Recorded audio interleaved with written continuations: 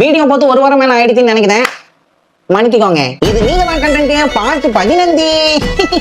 Right a message to someone without mentioning their name.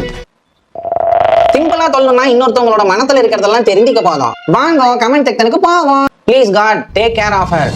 She is innocent. I want to see her happy always. அவனின் ராதையாக இல்லாமல் ருக்குமணியாக இருக்கத்தான் ஆசை, ஆனால் மீதாவாக காத்திருக்கிறேன்.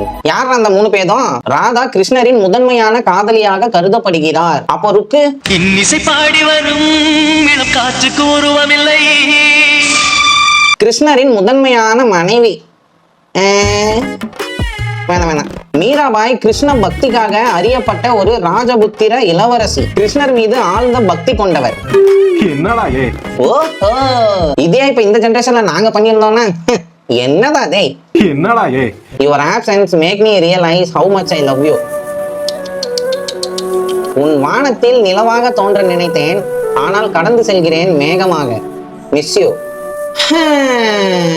என்னடா இது, நமக்கே ஒரு மாதிரி இருக்கு. முகம் பார்க்க தவிக்கிறேன். முகம் பார்க்க தவிக்கிறேன் இனிய பூங்காற்றே. எப்படி இதுக்கு நீ ஓகே தானே? ஐ ரியலி மிஸ் யூ பத்து. நல்லா சாப்பிடுறியா? ஹெல்த்தை பார்த்துக்கோ, சேஃபா டிரைவ் பண்ணு, ஹாப்பியா இரு. I love you so much. I just want to see you happy without me. May God bless you always. You still live in my silence. ஐயோ தாமியே.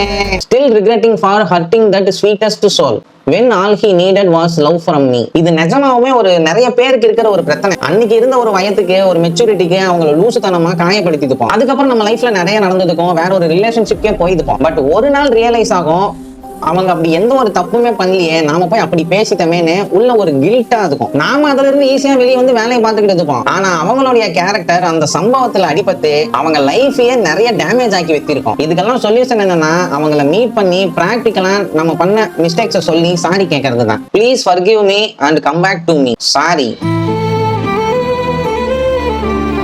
இதுல இருந்து என்ன தெரியுது? இன்னொருத்தவங்க மனசுல இருக்கிறதெல்லாம் தெரிஞ்சு கூடாதுன்னு தெரியுது. எங்க இருந்தாலும் யார்கிட்ட இருந்தாலும் பத்திரமா இருக்கணும், நல்லா வாழணும். குழந்தை அது. ஐயோ தாமியே, இது உங்களுக்கு எத்தனை பேருக்குடா கிரிஞ்சா தெரியுது? லவ்ங்கிறதே கிரிஞ்சு தான்டா. அது இருந்தாதான் வாழ்க்கை அப்பப்பயாவது அழகா இருக்கும். To my handsome king, I know you are never going to be mine forever, yet still I love you so much and will love you till my last breath. உண்மை என்று தெரிந்துமே நெஞ்சம் சொல்ல தயங்குது.